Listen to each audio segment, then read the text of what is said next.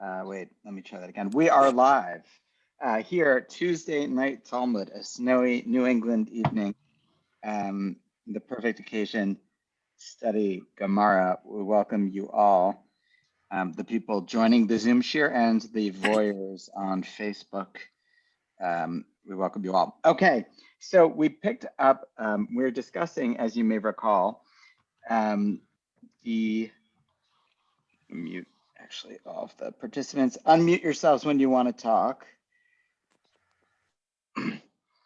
We were discussing last week a debate about selling a shul, whether you could sell it permanently or whether the sale had to be conditional on whether the buyer's use of it would be appropriate. And then we got sidetracked, really sidetracked in a Talmudic way with, wait, if the sale is conditional and they wind up returning it but benefit in the interim, isn't that ribis? Isn't that prohibited interest? And we spent a long time in the discussion of tzad echad beribis, a technical discussion that really belongs in the chapter about ribis, ezehu neshech, right? What is interest?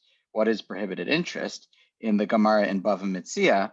But we wound up with a kind of corollary discussion here about, well, what about interest that you don't know if it's interest at the time or not, but it might be interest. So we kind of dealt with that and other tangential questions about interest. Now we return to a kind of second issue related to selling a shul, which is really not about the shul itself, but about the thing that makes the shul holy. You know, so whether you hold like the Rambam, I'll keep reinforcing these opinions from the Rishonim, that the Kedusha of a synagogue, the sanctity of a synagogue is because of Mikdash Me'at, because it's like the temple in Jerusalem and therefore it's sanctified on a biblical level, or whether you hold like the Ran, that it's Hekdesh Midorabanan, it's some kind of, it's like sanctified material, it's not the temple, but it has the status of Hekdesh on a rabbinical, or whether you hold like the Ramban, it's just Kedusha Mitzvah. The shul is like a lulav. You use it when you use it. And so what mitzvah are you doing in the shul? The mitzvah of prayer and others. So while you use it, you pray there. So whatever reason you say the shul is holy, but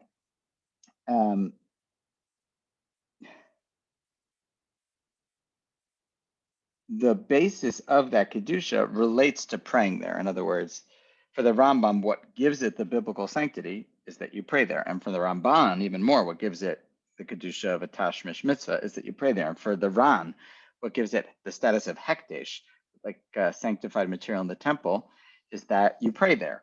But if you haven't prayed there yet, it's not sanctified, as we said earlier, hazman alav milsa.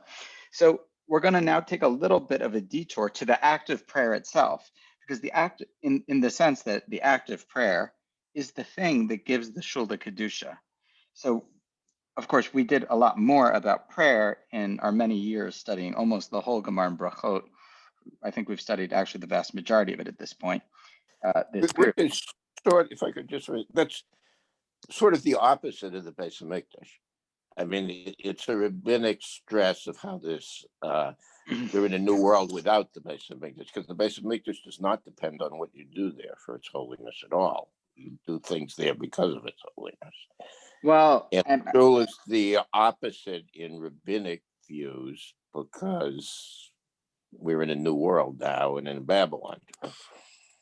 Maybe. You know, there is, of course, the great debate, the Rambam and others, Kidsha Shaita, Kidsha La'asi Bavo or not.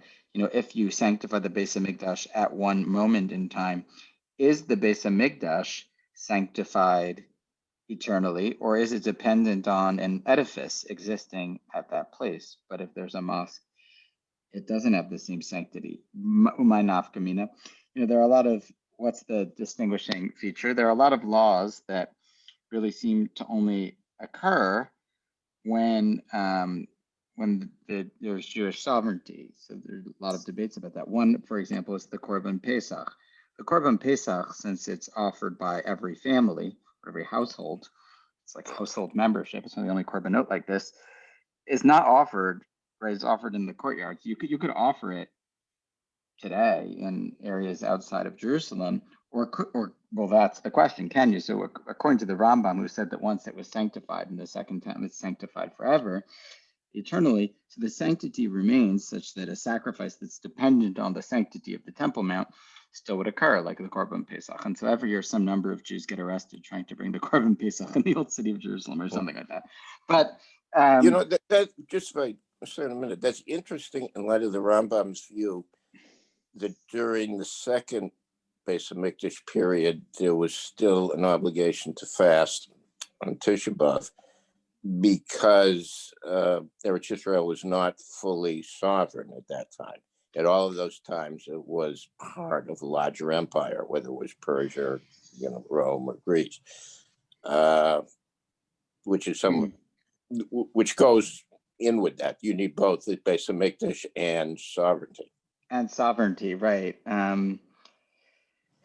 Right. So I raised that only to say that, there is most Rishonim are not like the Rambam. I think most would not agree that you could bring the Korban Pesach, for example, in today's environment.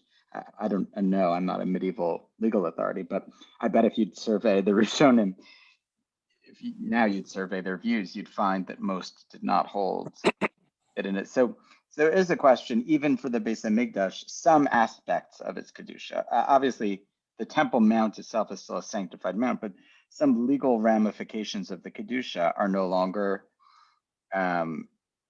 relevant because the edifice is not there, but some are. So I'm just suggesting it's a more complicated view, though generally I think you're right. I'll point you to the essay of the Rav Soloveitchik in Harei Kedem, where he talks about Shabbos and Yantiv in this frame. Shabbos occurs automatically no matter what, right? Whereas Yantiv is Mekadesh Yisrael v'Hazmanim, there's human agency in the declaration of the calendar fundamentally, and in the setting of the months, and so in many senses in Yantiv. But so the Rav takes this to be a much bigger idea that Shabbos is like, it's like visiting the temple, maybe, a Kedusha that's extant, regardless of our activity. Shabbos is Shabbos, whether you observe it or not, versus Yantiv, which, Okay, quick question. Referring to Peter's question. Granted that we, in the latter 4 or 5 centuries before the temple was destroyed, we were constantly under control of some other country, but we did have a latitude of freedom. Like when Ezra came back, we did have aspects of freedom to, we were, Babylon had control, but gave it pretty much free reign. Wow. Right. I mean, so right. that counts as being controlled by.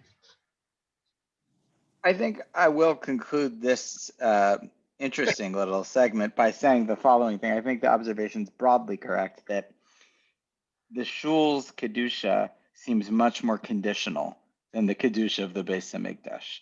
I'm not ready to make a total absolute about it, but the Kedusha of the Beis Hamikdash, still, if you want to go there, you got to go to the mikveh. Most of the poskim say you shouldn't go. It's too holy. Some poskim of Nevinsal, for example, even says you shouldn't touch the western wall.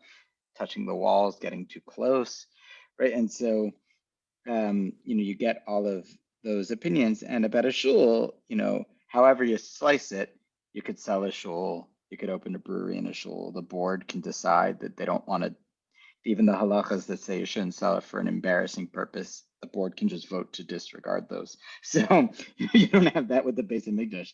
The trustees of the Beis Hamikdash can take a vote and say, actually, it would be more useful as a brewery. You can never imagine such a halacha existing. It would be scandalous. So I think that point broadly, though I made it complicated, is correct.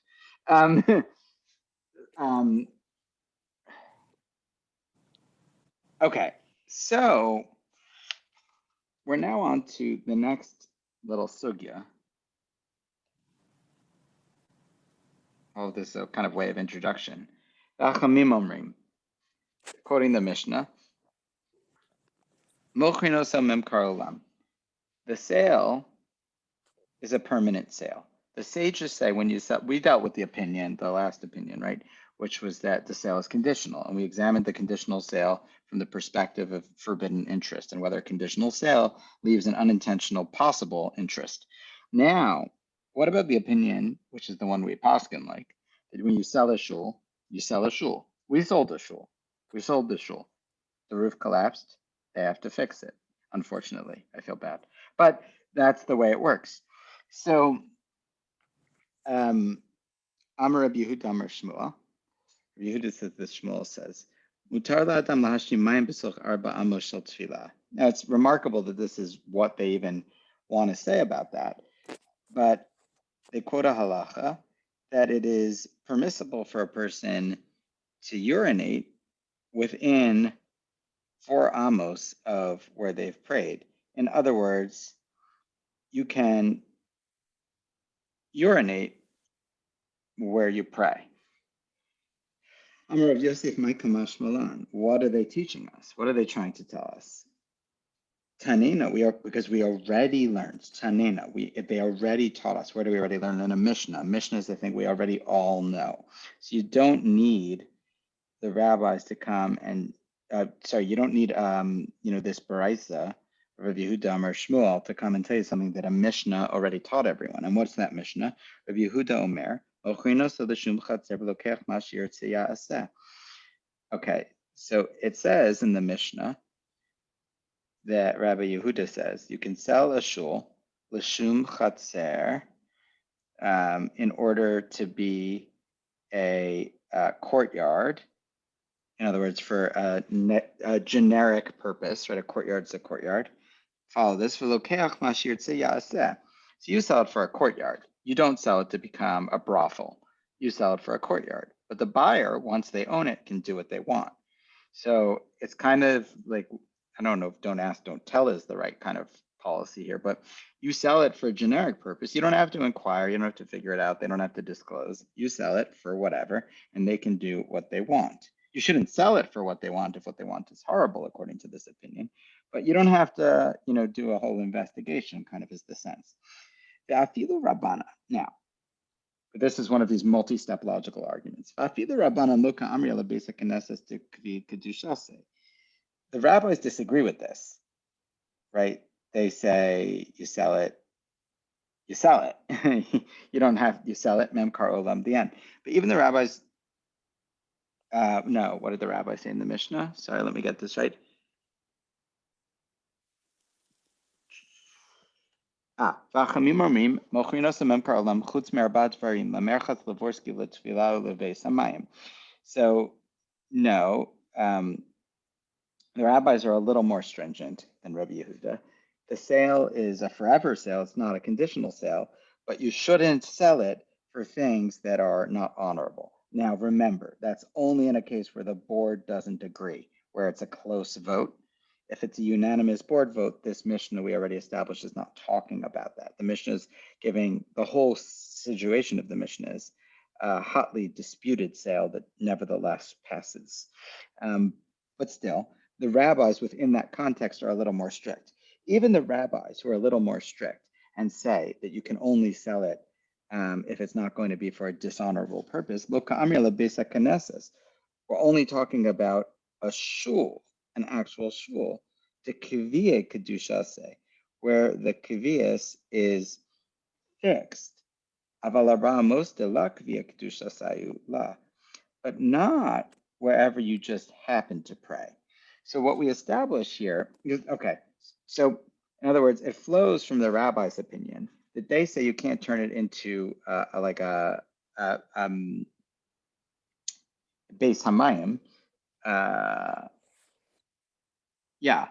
You can't turn it into like outhouses. So the rabbis already said a halacha, you can't have outhouses in a shul, but they only said it about a shul. Mashma, from the fact that they only said it about a shul, this is the final jump, that they didn't feel that way about a place that's not a shul that you daven. Does everyone follow that multi-step logic? Anyone follow the multi-step logic? No, can I ask a question? You said that you can't build a outhouse in a shul? So the rabbi said that you shouldn't sell a shul to become like a collection of bathrooms, to be like a bathroom place. Okay, but what was that other part you said about urinating in shul, or did I miss that? Yeah. Okay. So let me go to the whiteboard. This is one of these. I think will benefit from the whiteboard. We have a teaching, the original teaching, on the left that says, if you don't pray in a shul, you just pray somewhere, not in a shul. Your house, you can urinate where you pray. This is the teaching. Is it working? Not exactly. Try that again. I'm going to try and write that one more time. Okay, so the rabbis say, I don't know why it's urinate where you pray. There we go. That was weird. So this is the teaching in a Baraita. I don't know what's going on. It only works at a certain point in my screen. Okay, the first teaching is urinate where you pray. Now, the Gemara's question is, we already, it's doing this funky thing. The Gemara then says, we already knew that. Because the rabbis say you can't sell a shul to become urinal. But that's a shul. Since the rabbis say you can't sell a shul to become a urinal, only a shul you can't sell to become a urinal. Implication is you can sell, your basement where you daven to become a urinal. Do you see that? It doesn't say that, but the rabbi said you can't sell a shul to become a urinal. Since the rabbi said you can't sell a shul to become a urinal, and they're the strict opinion, we already can infer that another place. So did people get the Gemara's question? The question is, that's the rabbis only said what they said about a shul, de kavia kedusha say, where the shul has a kavias, has a permanence, but a place where the shul doesn't have permanence, no. Like if you sometimes daven in a spot in your house, that's not a There'd be shul. no reason for them to have to specify about a shul if there were a general principle that a place in which you daven, it's forbidden to urinate. They have to specify Right. a shul. What Right, about part of a shul that's not inside the building? Like yes, everyone agrees part of a shul that's not inside the building is okay. And even, I should say, the poskim note, if you sometimes daven there, because of overflow or you have a side minion, that doesn't count. It's the shul itself that's the issue. Now, you may be wondering, what if you rent a multi-purpose room that you turn into a shul but isn't always a shul? You may be wondering that. You may not be wondering that. Sure. Well, I've been doing research on that very issue, so it happens in the chuvas. What about if you have a multi-purpose room? I was just wondering. Yeah, thanks, Mike. Exactly. So the most of the chuvas say the following thing, and there's a famous case with the Beis Yosef also. If you're renting it, as we are, so you can't turn it into a shul because you don't own it. And after a certain amount of time, or at times when you're not praying there, either at the end of your 2-year lease or even in the middle of your 2-year lease, it can be used for other purposes. So the first kind of consensus in the tshuva literature is it doesn't have the kedusha of a basic knesses for all these rules because you can't make it a permanent shul, the kind that is invested with the permanence that only the board can strip with a complicated vote, because you can't really do that because it's not really yours. Yeah, but it's also your shul. Yes, it's the place that's your shul. And you may even be flipping the sanctity of your shul to this place that you're renting. So on the other hand, it does have a kedusha. So it's kind of a hybrid ruling. Most of the poskim say something like when you are using it as a shul, it has the kedusha of a shul, but when you're not, it doesn't. But how should you know that? You'll know that because when you start to use it, you'll make a tanai, you'll make a condition. This shul, because conditions always win. In other words, these are all just gap fillers. They're the law if you don't make other laws, but these laws are all subject to your intention. So you should make a board declaration that really says we intend to use this as a shul and to treat it with the sanctity of a shul when it is a shul. But when it's a cafeteria or when it's a gymnasium, it's not a shul. And that's fine. So that's what the tshuva literature says. So in that case, you can have a urinal erected in your shul when it's not a shul. Does that make sense? That's what the poskim say. Anyway, I just thought that would be interesting because it may be our situation, not just us. It's the same question for Shari Tefillah, technically, right? You're not allowed to eat in a shul, and yet the shul is a lunchroom, right? So, Can I ask a question? Is that a one-time declaration? Or is yeah, the intent yeah, just, that's an interesting question. Can you change that declaration? So the general rule is that Bate Knesset shel Bavel al Tanaim Omdim, that shuls and chutz la'aretz are subject to conditions. You can make a condition, you can revise a condition, you can change the conditions. You do want conditions, right? You do want to treat it with a seriousness that isn't kind of happenstance. You want to make the condition, but the conditions are revocable and amenable.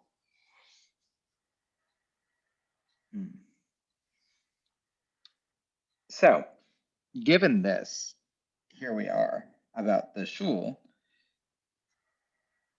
Tane Tana Kameder of Nachman. Oh, let me kill the screen share. Oh, but I didn't want that. I wanted to. Oh, all right. Tane Tana Kameder of Nachman. Hamispalel.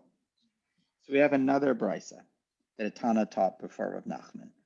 And again, Tanayim, a Tana, was someone that would repeat these teachings again and again. So you had people in the academy before you had Sfaria that were the encyclopedia of the teachings. And the Tana taught before Rav Nachman the following teaching, meaning Rav Nachman could comment on it. Hamispal marchik arba amosu mashtin. One who prays after they pray should move 4 cubits from where he's standing and then urinate. You shouldn't urinate where you pray. The hamashtin, and one who urinates, marchik arba amos umispalel, should move 4 amos and pray. Amar le, Rav Nachman said to him, Bishlama, I understand. It makes sense to say Bishlama, hamashti marchik arba amos umispalel, tanina kami archik me'am minatzoa arba amos. I get it that you want to move 4 amos away after urinating, because we learned in a Mishnah in Brachot, and we actually learned this Mishnah in Brachot in my first or second year here. So that would be in 2012. We learned this Mishnah, I think, which says how far away should you go from urine or excrement for amos? The issue is you can't urinate and pray right there, because you have to move away from the urine or excrement to pray. Logical, yeah? But that makes sense. But I thought we just said that you could build the urinal in the shul. Why, after I pray, not in the shul, do I have to move 4 amos away to urinate? I pray the Amidah and then I have to move to urinate. Praying the Amidah in a place doesn't make it holy afterwards. It doesn't make the middle of the hiking trail a shul. You know what I'm saying? Why should that be? Lamali. Ihachi kidashtinhu lechule shvile denarda. And Gemara Yumer, if that were the case, then every street in Narda, right, a town of sages, right, of one of the major academies, people davened everywhere. Presumably then, I don't know, I guess they urinated in the street. That's maybe how they did it. So, you wouldn't be able to urinate anywhere, asked the Gemara. The whole people davened in Amidah everywhere. If the rule is everywhere you daven in Amidah, you can't pray there. So then the Gemara says, no. The Gemara seems to make a jump from you should after your Amidah, move 4 amos away to anywhere there's an Amidah, you have to be 4 amos away. That is a subtle jump, but they're going to run with that. So it says, Tnei Yeshet. No, it doesn't mean you should go 4 amos away. It means the time it takes to walk 4 amos. You have to wait. Not that you have to be a distance. We thought originally that after you pray, you have to move away from the spot you prayed to urinate. The answer is no, that's not it. After you pray, you have to wait to urinate. Wait, and the whole teaching's talking about waiting. When I urinate, I have to wait to pray. When I pray, I have to wait to urinate. So now we're on waiting and urinating. We thought it was about distance, which we already learned, but we said, no, it's not about distance. You have to distance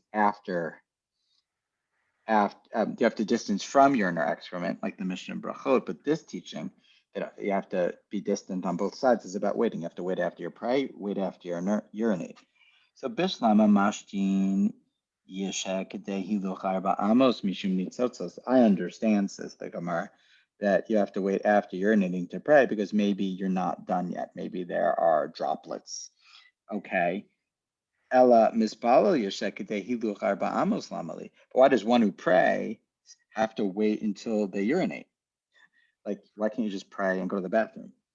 It's a practical thing. People pray all the time and run to the bathroom. Why do you have to wait between praying and running to the bathroom? Amar Rav Ashi Shekol Arba Amos Tfilasos Dor Befivrach Shemrachshin Sivbase. Rav Ashi says, Rav Ashi at the very end of the Gemara, no, because right after you pray, you're still involved. Your lips are still praying. The prayer is still in your mouth. You're not done praying right after you pray. Prayer has momentum to it, and you need time to settle down after. Since this feels almost like a Hasidic teaching in the Gemara, I'll just quote the teaching of Simcha Bunim of Psishcha. I think I heard his name. I've quoted in the name of other people before, but recently I saw it in his name.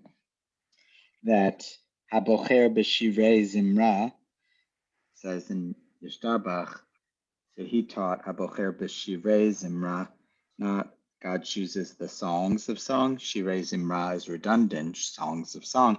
Allah Habocher B'Shirei Zimra, God chooses the shirayim, the leftovers of song, making a pun on the Hasidim because they're into shirayim, eating the Rebbe's leftovers, the leftovers of prayer.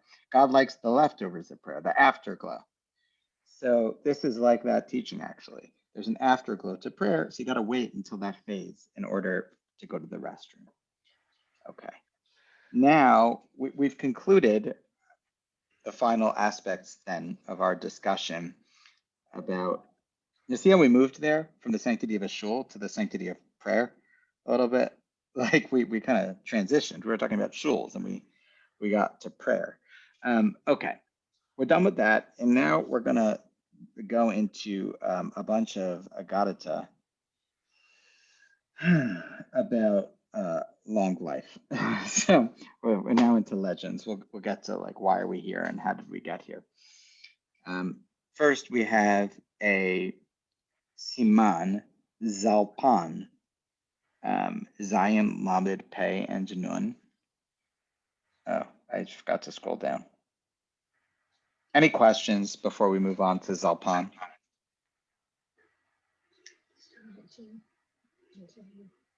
Now, why do we have mnemonics in the Gemara? Why do we have mnemonic devices? Shorthand. Shorthand. Why do we need shorthand? It's written down, isn't it? Easier to remember. Easier to remember, but it's written. It wasn't always. Until It wasn't always written. Good. Okay, right. Easier to remember, and it was oral. And even after it was written, it was still taught and studied orally. The written notes were just to make sure. So see Talia Fishman's book, Becoming the People of the Talmud. It explains that process. So Zalfan Siman. What's Zalfan? Zayin Lamed Pei Nun. Zayin Rabbi Yochanan ben Zakkai. Lamed Rabbi Elazar. Presumably it was like a nickname of Lazar. Pei Rabbi Perida, and Nun Rabbi Nechunya ben Hakana, the famed Kana and mystic. So Sha'alu Talmidav as Rabbi Zakkai. First, Rabbi Yochanan ben Zakkai, most famous for what? Rabbi Yochanan ben Zakkai, most famous for That's it.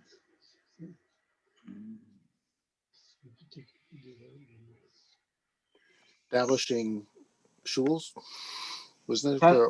The modern prayer, the modern Oh, liturgy. it's true. Rabbi Yochanan ben Zakkai was very involved, right, according to the Gemara's account of the Amidah. Perhaps most famous for establishing Tem Liyavne v'Chachameh, right, after the escape during the destruction of the temple. Famously he snuck out in the coffin. They granted one wish, Yavna and its sages. People know the Agadata, right? So he establishes, when he could have asked for more, he decides to basically give up on the temple sacrifice and go for a new rabbinic tradition, seen at least by the Talmud as one of the early founding fathers of this whole tradition. Shalu Talmid of his Rabbi Zakkai b'me'er rachtei. I mean, why did you live such a long life? Why did you live such a long life? I don't know how long he lived. Amar lahem miyamai lo hishtanti mayim b'zoch arba amos shel tefillah. So this is why we're here. I was going to ask why are we here, but you'll know. In my life, said all my life, I never urinated within 4 cubits of a place that I davened. V'lo kinisi shem l'chaveri. I never called friends by nicknames. Commentaries have a debate. Never called friends by nicknames. Does that mean only derogatory nicknames? Or does that mean nicknames altogether? If it's derogatory nicknames,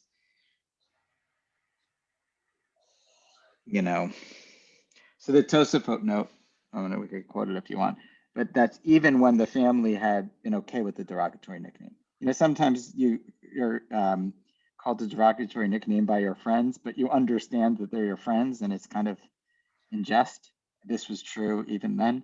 So the Tosafots are saying that's okay, but he didn't even do that. Even if you were okay with the derogatory nickname, he wouldn't use it. See as an example of this kind of attribute, I think, the Lubavitcher Rabbi refused to call anything by a negative word, famously. So he refused to call hospitals, for example, a Beit Cholim in his written letters. He would call them the house of sick people. He would call them a Beit Refuah, a house of healing, etc. And he said it would be very meritorious to view everything optimistically. Okay, Lubavitcher Rebbe and optimism for another day. But this feels like a version of that. Okay.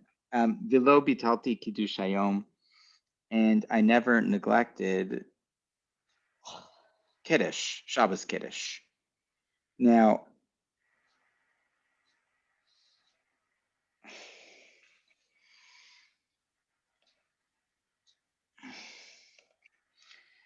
there's a debate here, just a little value added.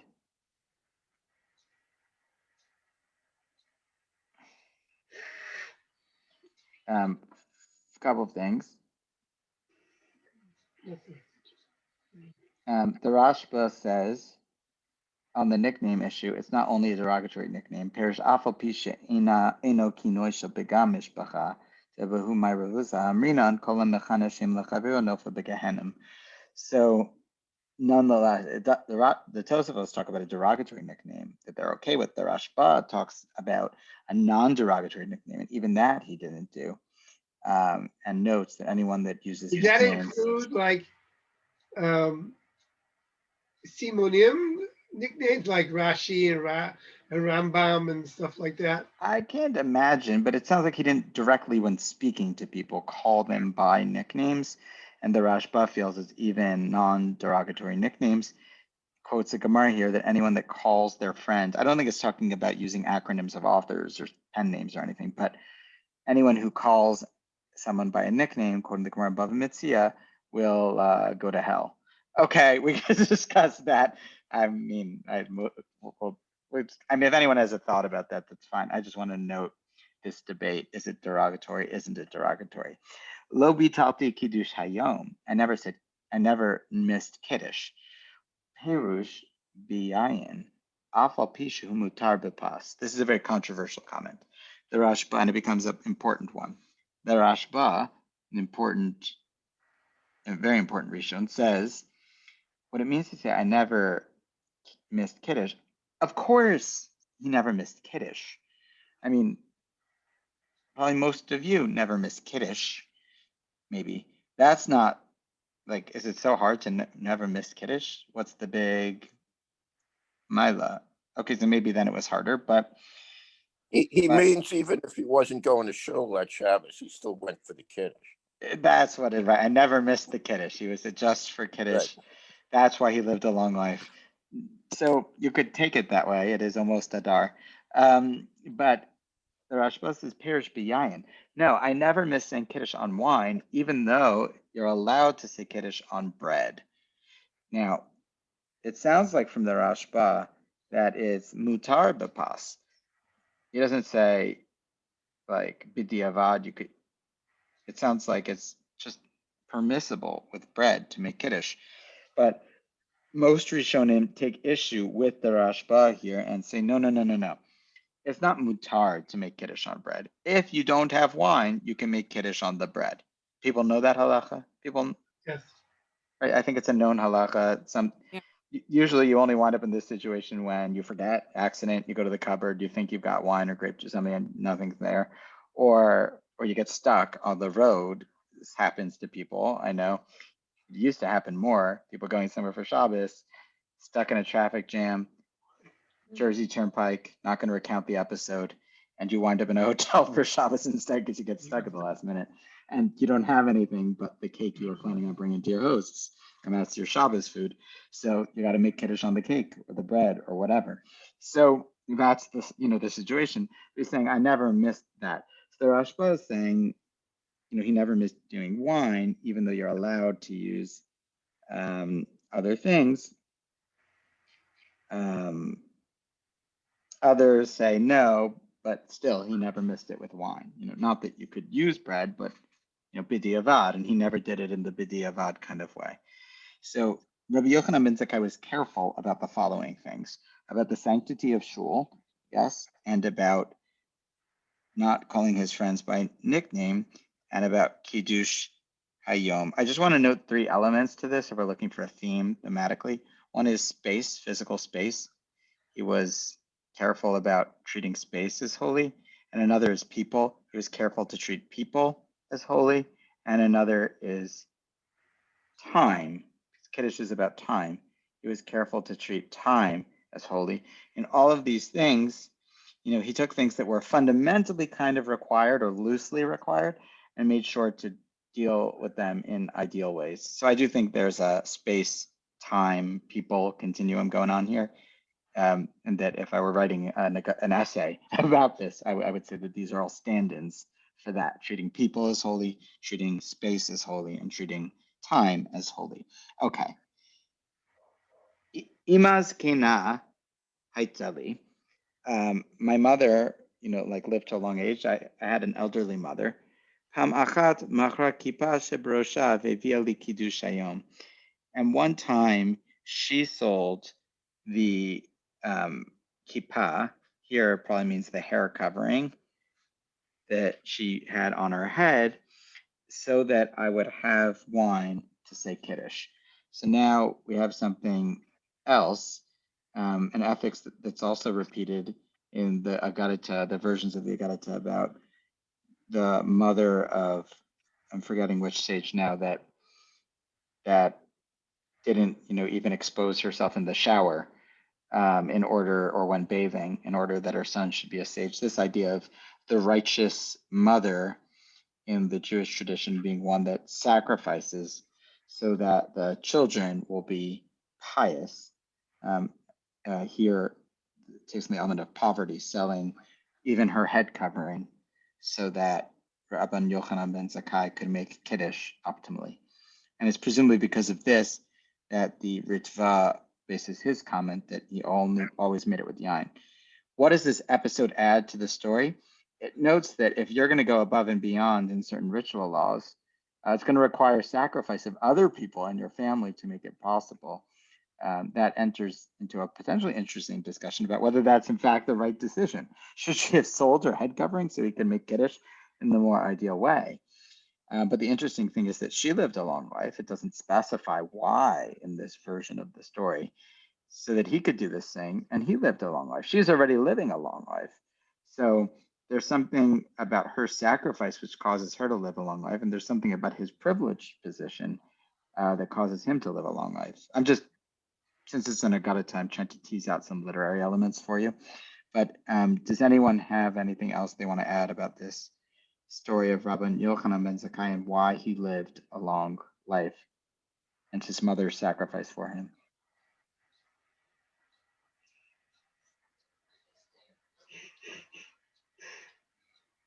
Okay, Tana, final teaching about Rabbi Yochanan ben Zakkai.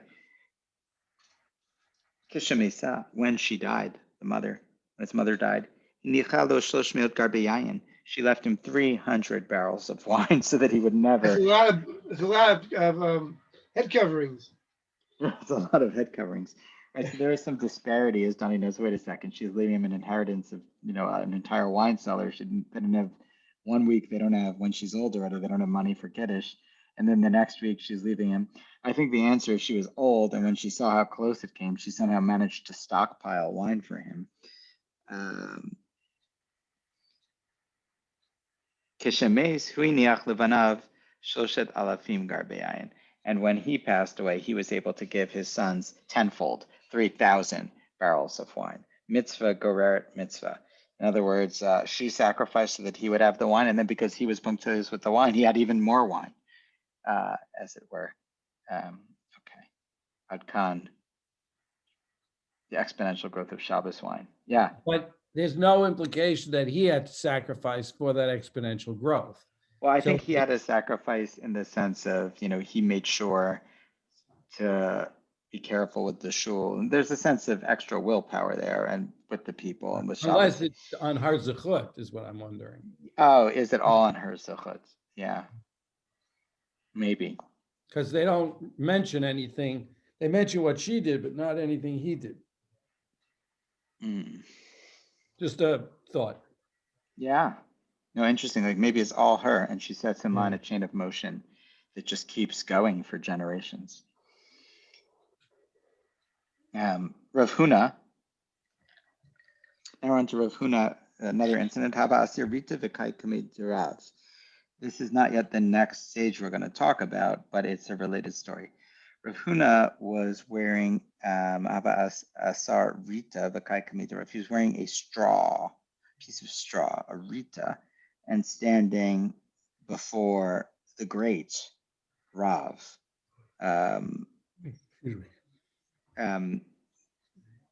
Clearly the greatest of his generation. Amrle, my high, why are you wearing straw? Amrle, lo havali kidusha mishkante lehem yanai asebe kidusha. So he said, I had no wine for Shabbat, so I sold my belt, and with it I bought wine to make kiddush. Amrle yehe ra'ava tititum bishirai.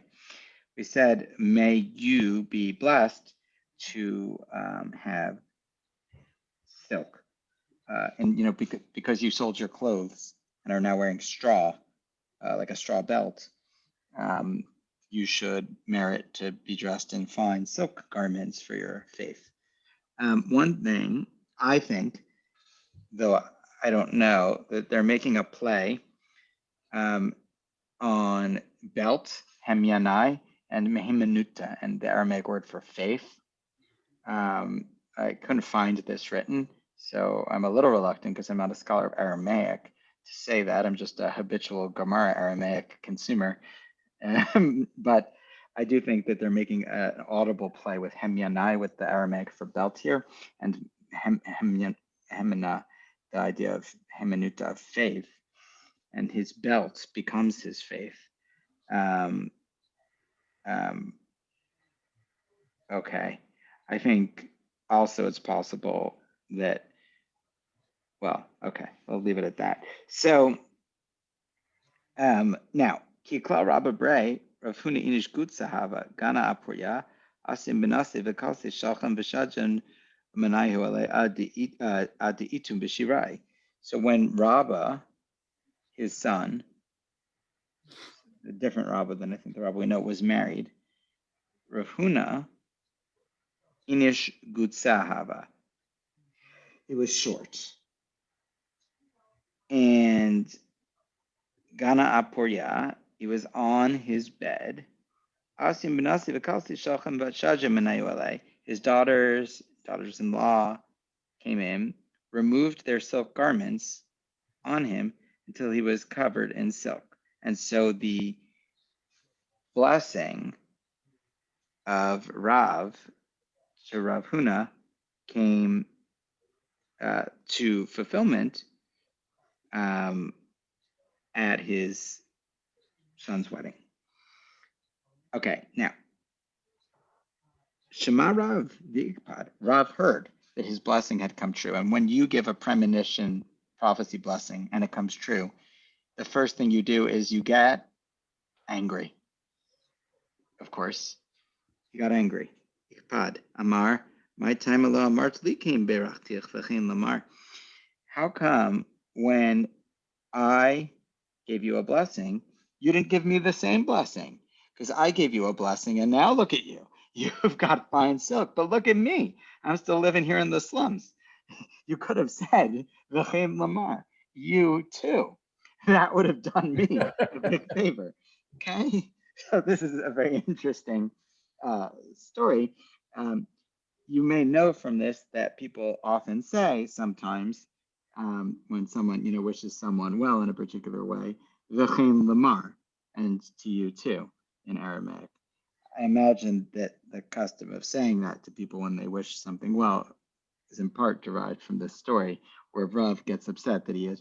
So all of this is only being told while we're in the stories of people that sacrificed garments for Kiddush. Yeah, we're in that's where we are. Thank God most of us don't have to sacrifice like that for Kiddush. We just go to the local liquor store. But I wonder in the first century how readily affordable wine was for the average person living his life around Yavne. I mean, maybe it really was a big deal to be able to have the money to obtain wine for Kiddush every week. we see it in these stories, and we see it in the Gemara we did last year, where we talked about Havdalah on wine, and the Gemara asked, why is Havdalah in wine and in the Amidah? And they said, no, originally it was on wine, but the people couldn't afford it at a particular time, and so they decided to move it to the Amidah. Then the people fell on better times, and they moved it to wine again. But then the people got poor again, and they couldn't afford Havdalah, so they started singing the Amidah. And the rabbi said, enough of this, just say both. We can't keep switching where you say Havdalah based on the economic circumstances at the moment. But you see from that story, mind you, it's the early days of Havdalah, right? I don't know if it's in Yavne yet, it's in the early days of the Gemara. It's Havdalah and the Amidah is still fluid, right? It's still not even fixed. And that there were certainly times, it seems, taking the story at face value, where most people couldn't afford the wine. So for Havdalah, and presumably if you can't afford wine for Havdalah, you can't afford it for Kiddush. So yes, point noted. If anyone knows more about the socioeconomic conditions of early rabbinic Jews, it feels like an article someone at Brown University might write. But if anyone on the call knows more about that, but it does seem, at least from the stories, that it was hard to afford for people. I think that a lot of wine was certainly just home produced. There was just a lot of, people have the little. I think most people would be making it at home to some extent, at least for the basic stuff. You have your little vineyard in the alleyway, and you. Yeah, I mean, I'm sure specific times and places, but I think in Palestine or Babylonia, that there would be most people would be making their home brews. Mm. I And wonder in America during Prohibition what the rabbis were ruling on that. Well, there Because was, although Well, there were rabbis like Seamus O'Connor, the famous rabbi. There were a lot of people that claimed to be rabbis at that time. But there was yeah, but it wasn't. there But there were nonetheless, you had to go through a lot to you had to go get it. through a You lot, had but to you go were able to get it. I guess you were able to get it to some extent. I think it was legal for sacramental purposes. Right. speaking as the Yeah, descendant but of proud that was maybe bootleggers, limited to clergymen. I think. I don't Yeah, think yeah, you could maybe. Yeah. legally bring it home for Shabbos. so this was very much abused. There was a tradition article on this subject, see the Tradition Journal, some years ago, and in particular on the split between Orthodox and Reform over attitudes towards prohibition. Broadly speaking, the Orthodox attitude towards prohibition was something like, we'll all claim to be rabbis, we'll bootleg, and we'll all drink. I'm not comparing it to mask skepticism or anything. I'm just saying like the broad Orthodox attitude was to basically not observe prohibition, so much so that Reform rabbis took out an op-ed or an ad or something in the New York Times critiquing their Orthodox brethren and saying like, we're not them. You can check the New York Times archive for that. This is during Prohibition, and um, and interestingly, they really got behind grape juice, which was just emerging as a substitute for wine during Prohibition. I think I've spoken about this before, but if not, I think it's deserving of a whole shear at some point to really see the Times article, see the sources, and I think it would be entertaining and interesting. But the most interesting takeaway from all of that, and then I'll move on, is that the Reform rabbis were saying, instead of wine, which is for heathens who want to get intoxicated, we're doing away with that in this social movement of prohibition. We are going to drink grape juice, which is perfectly acceptable. And the rabbinic authorities or the Orthodox authorities said, absolutely not. You can't use grape juice for Kiddush and for the 4 cups on Pesach. And there were outright prohibitions on using this stuff, saying that's crazy. You can't use that.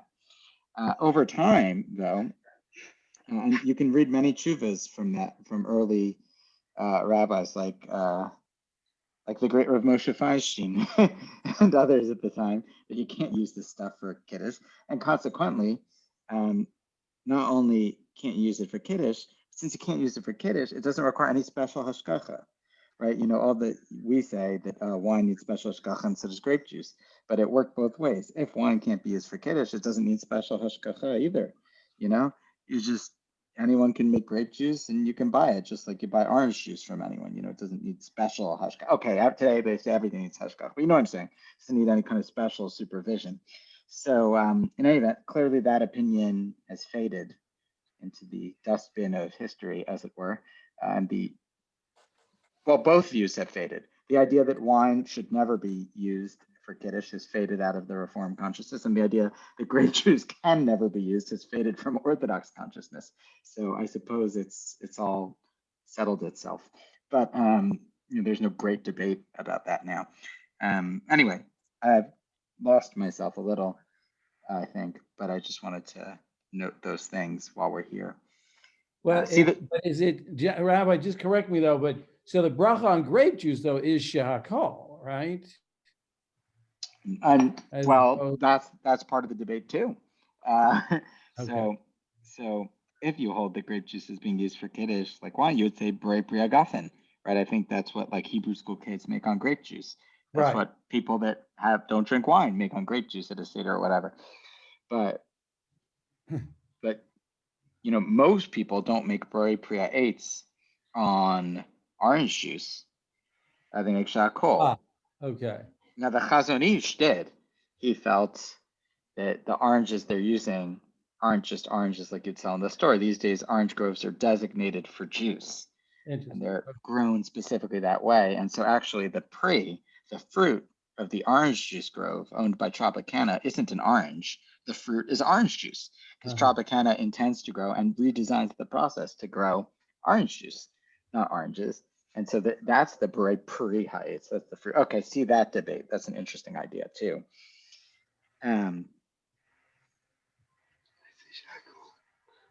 Ba'aseh Shakol. Well, and it's based on that teaching, Rabbi, that I moved from a Shabbos morning to having scotch on an empty stomach, which is a totally wonderful experience, and for which I'm very indebted. We'll do one more thing here, and then we'll Shalu Talmidav Rabbi Elazar ben Shmuel b'meh herachti yamim amar lahem, and we'll end with this: Mi yamai lo asiti kampandria leves hakneses v'lo pasati ora she'am kadosh lo nasasi kapai below bracha. So this is a little bit of a teaser. We'll get into each of these details next time, but the second teaching about long life from Rabbi Elazar ben Shmuel in basic. First of all, I never took a shortcut through a shul. We'll discuss next time this idea of a compandria, of using the shul as a shortcut. I think people are broadly familiar with the idea that you shouldn't go into a shul if you're not going to daven there. And so anyone, we had this issue at Beth Shalom a lot. You go into the shul to change the light bulb, to collect the sidurim, to whatever. You're really not supposed to just go into, you're certainly not supposed to cut through the shul because it's like shorter than walking around the shul. But you're also not supposed to really go into a shul not to daven. You're supposed to then maybe say a pasuk, say some kind of tefillah, and then leave. If you didn't know that, now you know that. But Rabbi Elazar ben Shmuel was very careful not to cut through a synagogue. Now we're going to query. It's a prohibition. So what does it mean he was very careful not to do it? It's not allowed. So is it not allowed? But why is this meritorious? Also, lo pasati arashi am kadosh. It says, I never walked over the heads of am kadosh, of holy people. That is, I never walked over. Well, we'll discuss. What is this? Who did he never displace? And then the final thing, I never raised my hands to say Birkat Kohanim without making a bracha. Without making a bracha, everyone makes a bracha. Every Kohen that gets up first makes a bracha, and then they say Birkat Kohanim. So again, next time we're going to delve into a little more detail of Rabbi Elazar ben Shmuel, these three things about not taking a shortcut through the shul, not walking over people when going through the base medrash, not like knocking people over to get to a spot there, and then also making a bracha with the Birkat Kohanim. So we'll continue with these four, the Zalpan, why they lived long lives, and that will bring us to the next Mishnah. So we'll do all of that, and then we'll get to the next Mishnah and the next subject. Okay, I hope everyone has a long life, at least until next week. We will be off. Because I will be taking place in a meditation retreat. So I will be in some place of Zen. So I will see you all in 2 weeks, where we will resume these. I believe that's what the schedule says. Hopefully that's correct.